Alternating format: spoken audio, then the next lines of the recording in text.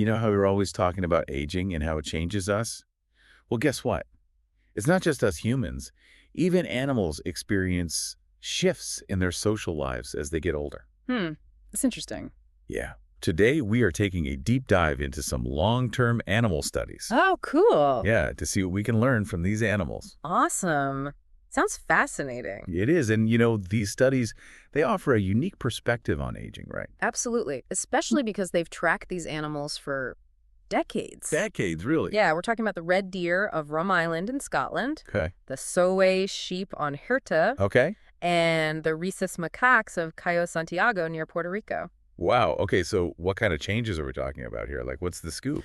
Well, one of the most intriguing findings is that a lot of animals actually shrink their social circles as they age. Wait, really? Yeah. You'd think that they'd want, more company and support as they get older. You would think so, wouldn't you? But that's what makes these studies so interesting. They challenge our assumptions about what's normal when it comes to aging.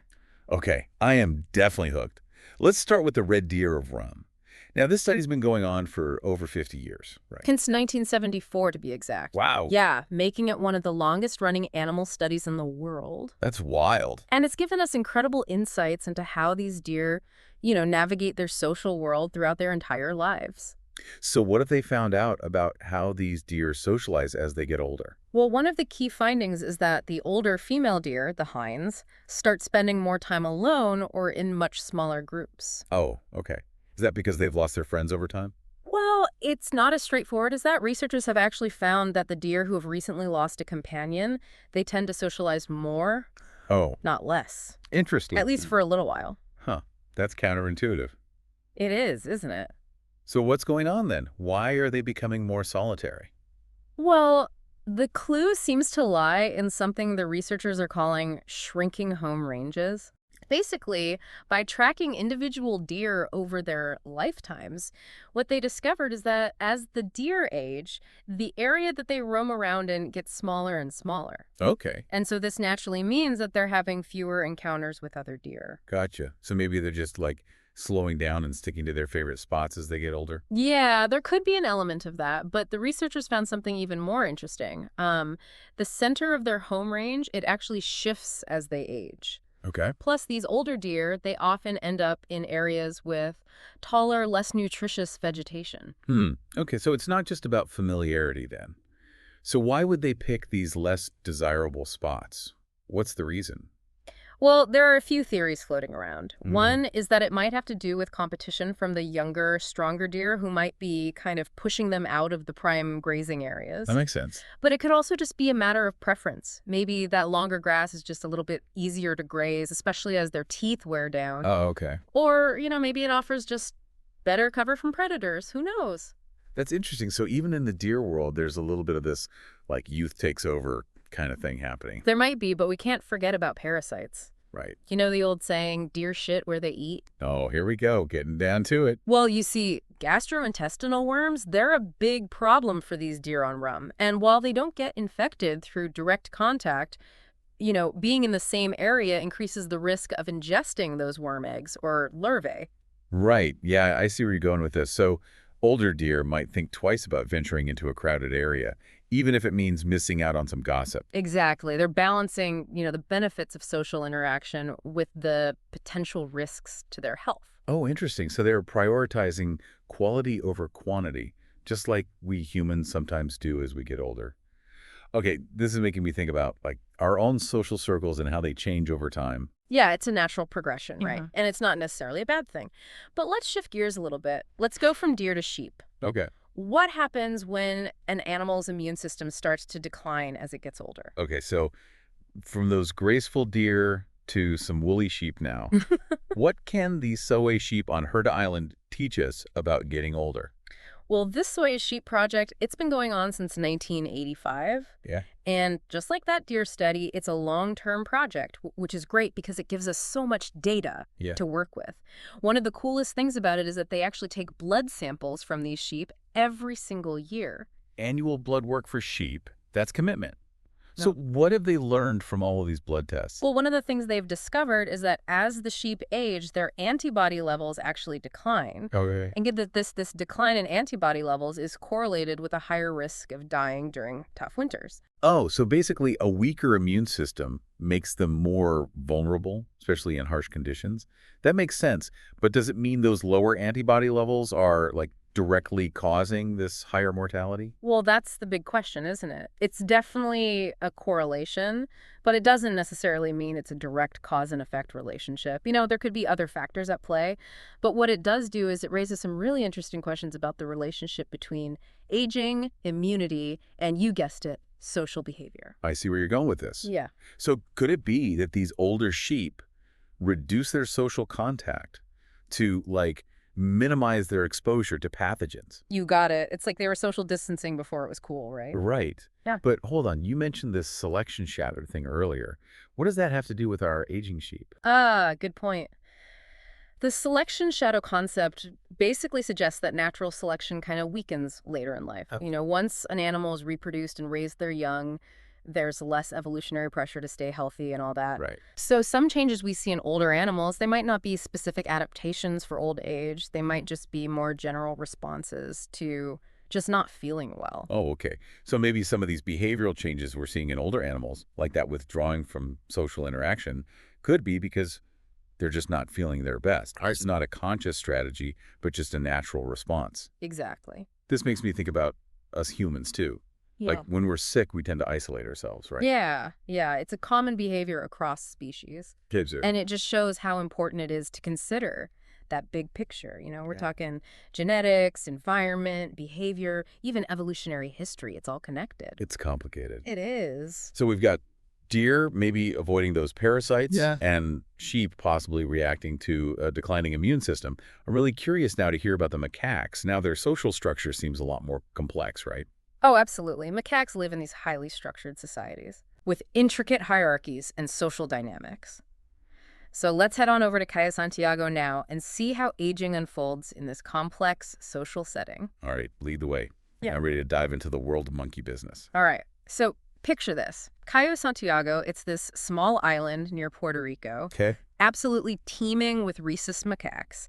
And researchers have been studying these monkeys since 1938, which is amazing. Right. It gives us almost a century's worth of data on their behavior, relationships, their lifespans, everything. That is incredible. Yeah. So what have they learned about how these macaques socialize as they get older? Yeah. Does the whole social hierarchy thing play a role? Big time. Yeah. You see, macaques, they are incredibly social creatures. Yeah. They spend a huge amount of time grooming each other, which is not just about hygiene. Right. It's about bonding, strengthening alliances, maintaining their position in that social pecking order. So it's like their version of networking and just catching up with friends all rolled into one. Exactly. But here's where it gets really interesting. As the female macaques get older, they become way more selective about who they groom. They start to prioritize their close relatives and their long-term friends. That's interesting. It seems to go against the idea that we need more social support as we age. Yeah. So wouldn't a wider network be more beneficial? That's a great question, and it really speaks to that whole complexity of aging, Right. Remember, macaque society is all about hierarchy. And those older monkeys, especially the females, they can face challenges from younger, more dominant individuals. Oh, so it's like sticking with your inner circle, the ones you trust. Exactly. To be a way to minimize conflict and stress. Exactly. It's about quality over quantity, focusing on those relationships that bring genuine support and security. Okay, that makes a lot of sense. Is there any evidence to suggest that this selective socializing actually helps the older macaques? There is. When Hurricane Maria devastated that island in 2017, researchers found that those macaques with stronger social connections were more likely to survive. Wow, that's amazing. So those strong bonds literally helped them weather a storm. It is pretty remarkable, isn't it? Yeah, it makes you think about the role of community in our own lives. Yeah. Especially as we age and face all kinds of different challenges. Absolutely. And this finding really drives home the point that social support can be crucial for resilience, especially when times get tough. For sure. Okay, so we've talked about deer, sheep, and now these macaques. And it seems like there are some interesting parallels with human behavior emerging here. Yeah. But before we wrap up this deep dive, what are your final thoughts on what we can learn from these animal studies about aging?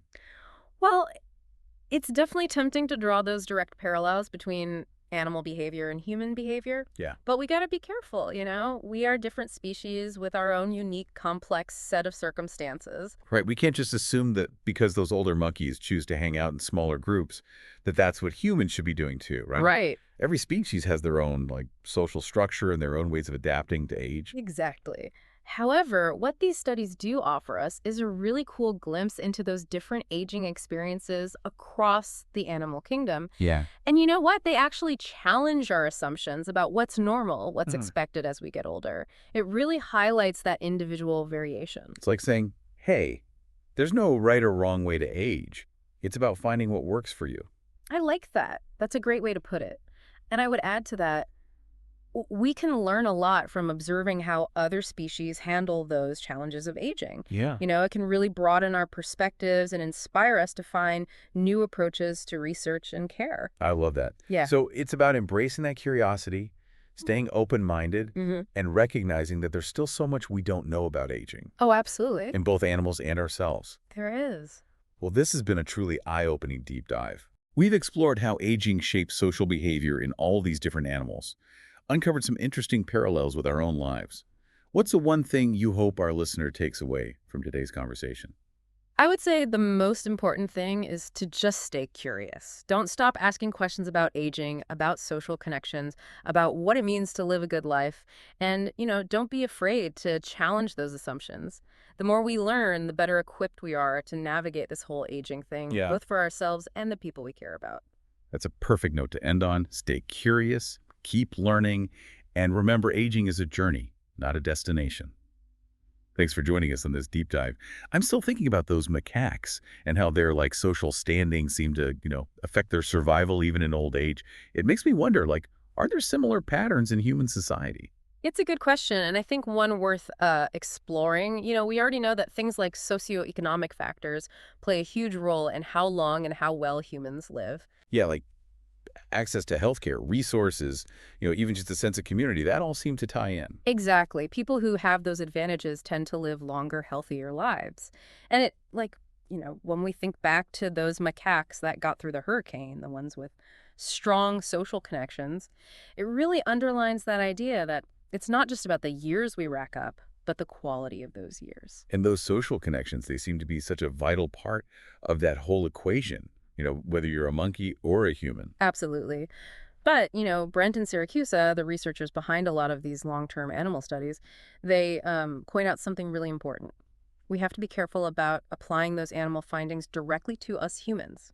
After all, we are different species and we have our own unique, complexities. So while we can certainly learn from and be inspired by these animal studies, we can't just, assume that what works for a deer or a monkey will work the same way for us. Exactly. But, these studies can definitely inform our own research and help us form, new hypotheses about human aging. For example, all the research on social isolation and its effects on health in animals. Well, that has sparked a lot of interest in looking at loneliness and its impact on human health. Which is so relevant, especially today, with all this worry about social isolation, especially among older adults. It really is. And while we can't say for sure that being socially isolated actually causes poor health, the correlation is pretty strong enough that it's, worth taking seriously. And I think these animal studies, they really highlight that it's not just about, how much social interaction you have, but the quality of those interactions, right? Totally agree. It's about really nurturing those meaningful connections, the relationships that provide, support and companionship.